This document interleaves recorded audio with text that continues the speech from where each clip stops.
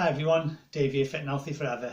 This is the second part of the leg training video. The first part I did was on quads. So because if I'd have done the whole leg session in one video, it would have been about an hour long. So what I've done is I've done the first part on quads. This part is going to be hamstrings and calves. And then I'm going to do a short one on glute exercises for the girls out there, and just a few bits and pieces that you could do at home if you don't want or can't get access to a gym. So I'm going to start off with the hamstrings. That's the back of the legs there. It's the what they call the leg bicep.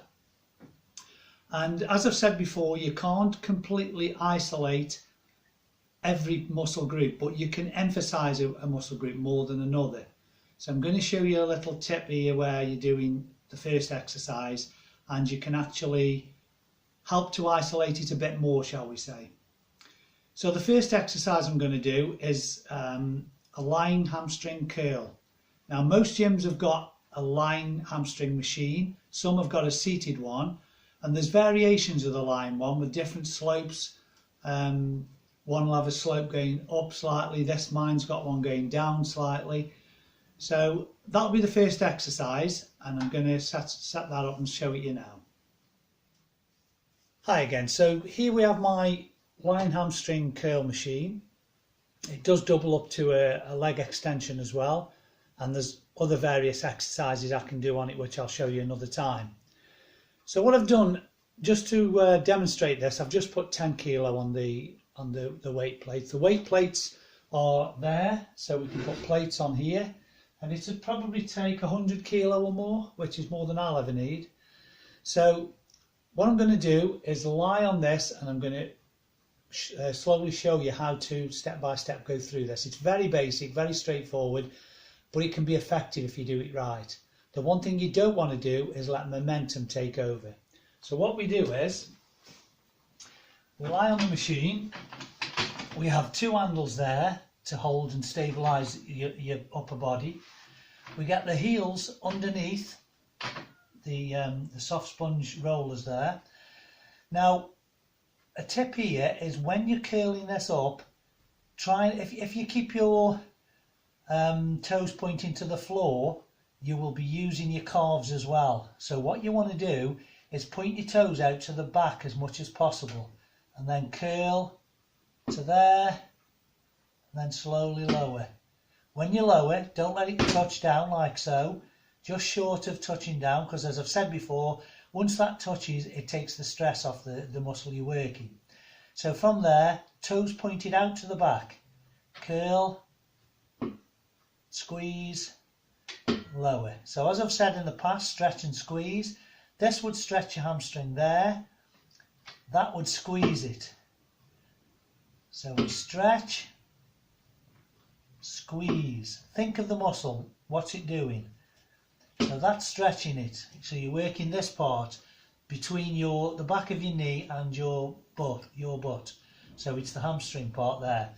So from there, this is called the concentric, which is the squeeze, and this is the eccentric, which is the lowering, the stretching. Now, as I've said before, you'll get as much benefit from the lowering part as you do from the squeeze. So don't sort of go like this and use momentum to go up and down. Control the weight. So from there, control it, squeeze, control it back down, squeeze under control, and lower it back down. But always point your toes out to the back, otherwise you're going to include your calves. As I've said before, you can't totally isolate a muscle, but you can emphasize it more. So by pointing your toes out to the back, you're eliminating your calves from it more than you would be if you were just pointing your toes down. When the weight gets a little bit heavy, you'll be tempted to put your toes down to help you get your calves to help out. You don't want to do that. You're better off dropping the weight. As I've said, 8 to 12 reps, and then once you can do 12, you need to be increasing the weight. So that's the lying hamstring curl. What I'm going to show you next is a dumbbell and a barbell version of the stiff leg deadlift, we call it, and I'll show you why in a second. So what I'm going to show you now is what we call a stiff leg deadlift. Now what we're going to do is we're going to stand, and as I've emphasised before, always tuck the lower back in. Your lower back's got a natural sort of S shape like that. You must keep that tucked in. If you need to use a weightlifting belt, use a belt. I would use a belt on the heavier the heavier sets, but not the lighter ones. So I'm just going to use 2 light dumbbells to show you this. Then I'm going to show you a barbell version. So for this demonstration, I'm going to stand on a small stepping box because I like to get more of a stretch. If you're not flexible enough, standing on the floor is absolutely fine. So I'm going to get 2 dumbbells. I'm going to stand on the box. Feet fairly close together. Okay, closer in than shoulder width. From there, tuck the lower back in. Hold the dumbbells as close to your body as possible. They mustn't stray out there, otherwise you'll round your back. So as close as you can, and you're going to go from the hips down until you feel a stretch in the hamstrings. And then you're going to use your hamstrings to pull you back up to there. You don't need to come all the way up straight. You only need to go there. So make sure you've got a very slight bend in your knee. It's not good protocol to have, it's called a stiff leg deadlift, but it's not good protocol to have your knees totally locked. Okay, I did that for years and got away with it, but it's not the best way to do it. So what you need to do, slight bend in your knee, and then from there, bending from the hips. Do not round your back like so. What you're doing is, you're keeping your back flat and going down till you feel a stretch in your hamstring, and then back up to there. Down, back up. So that's stretching, that's squeezing, that is stretching. So squeeze, stretch, squeeze, stretch, squeeze. So again, 8 to 12 reps, and then you need to progress by increasing the weight. You do feel a really good stretch with these, but please start off very light. Get your technique down pat before you even think of increasing weight. When you use the bar, which I'll show you in a second, you can use a lot more weight with the bar, but you must start off gradual, because this, again, same as I've said with deadlifting, same as I've said with squatting, you only need 1 bad rep with this and your lower back is gone and you're out for a long time. Not only is it going to hamper your training, it's going to hamper everything you do in life, your work, your social life. Do not get a bad back through doing sloppy exercise technique. You must concentrate. So you're always concentrating. Your back, as I say, has got a natural S shape. Keep that tucked in, which is what it should be. So you're tucking in and you're bending from the hips. So that's the dumbbell version. Next, I'm going to show you the barbell version. So this is the barbell version of the stiff leg deadlift. So remember, when we stand on the box, or if you're standing on the floor, the first thing you do is put a tiny little bend in your knee, just half an inch to an inch, just to unlock it. Because, as I've said before, if the legs are locked or any joint is locked, the weight goes on the joint and not the muscle and tendons around it. So you must not lock out your joints. So when we stand on the platform as I'm doing, like so, we get the feet a little bit narrower than shoulder width. We take the bar from there, and we have the bar so that it is, again, as close to your body as you can keep it, virtually rolling down the legs.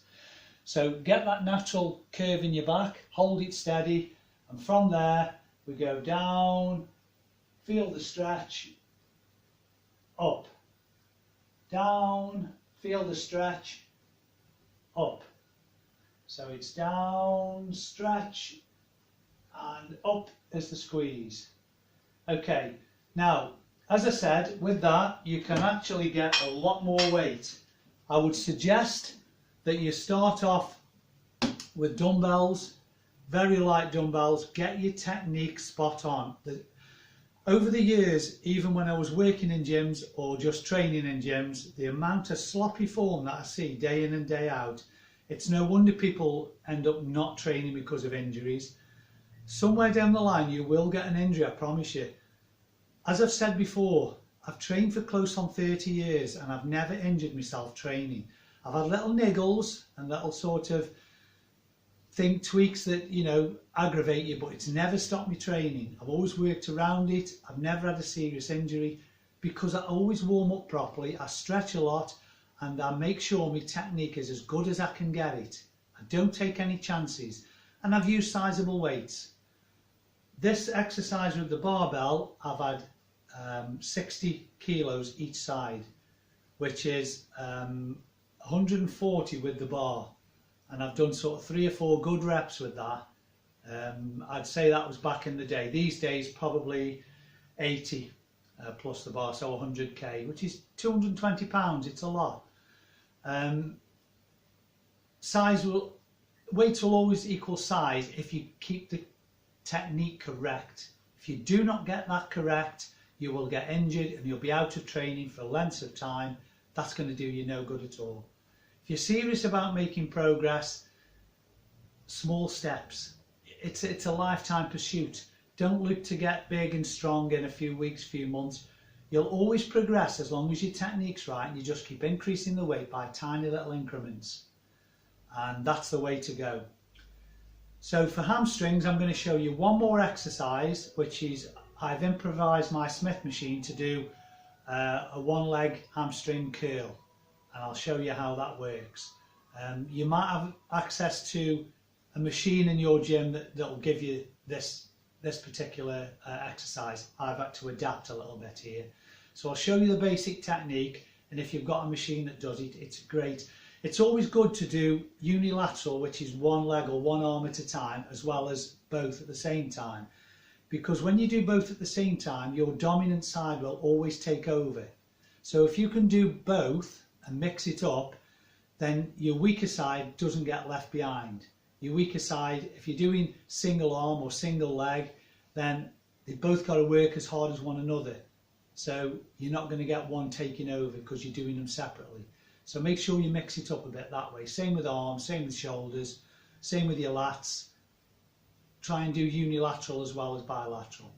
Okay, so I'll just set up now and then I'll show you this last exercise for hamstrings and then we'll move on to calves. So this is the last exercise for hamstrings. This is my Smith machine, the bar here. Okay, I have that bar set at a height that my knee comes just above my knee, which I'll show you why in a minute. I have a couple of straps on there that hook onto the actual chain that's going to curl the machine. So what we do from here is if I get the machine with the clips and I clip onto the straps that I've got around my ankles, and then what we do is we rest this knee that I'm working against the bar, hold on to the post there, then we stand straight and from there curl. So it's curl, curl. So you can just do one side at a time this way. So there's the squeeze, there's the squeeze, there's the stretch. There's the squeeze, there's the stretch. And then we can under control all the time. But you still must, while you're holding onto the post, you still must keep your lower back tucked in. If you do not tuck that lower back in, you're leaving yourself open to injury. That's only 10 kilos on there. If you suddenly had 40 or 50 kilos on there, you'd feel it in your lower back if you didn't keep it sort of tucked in. I always say tucked in. Just think of the natural curve. Have a look at a skeleton and the natural curve in your lower back. That has to stay as it is when you're exercising. As soon as you round your back in any way, shape or form, you're going to get injured, especially with a decent amount of weight. But you can do it with lighter weight, you can get injured just the same. So you must keep that lower S in your back, that lower curve in your back, and keep it tucked in. So that's the one leg hamstring curl. There's machines specifically to do that in some gyms. I haven't got one here, so I improvise. There's a lot of improvisation in this gym, which I'll show you at a point in the future. But I can do so many exercises in here. If you just walked in and looked at this gym, you'd think, okay, you could get a basic workout. I've had that said to me, but you can do so much in here, it's unbelievable. If you just be a bit creative, use a few bands or chains, or just think, if you think how the muscle works and then look at a machine, you can usually find a way to sort of do an exercise for that muscle. So that's then the end of hamstrings. Next I'm going to show you calves. You only really need 2, maybe 3 exercises for calves. They're very easy, they're very straightforward. You could do these, I'll show you later on in a video how you can do some of these at home. So I'll just set up ready and then I'll do calves for you.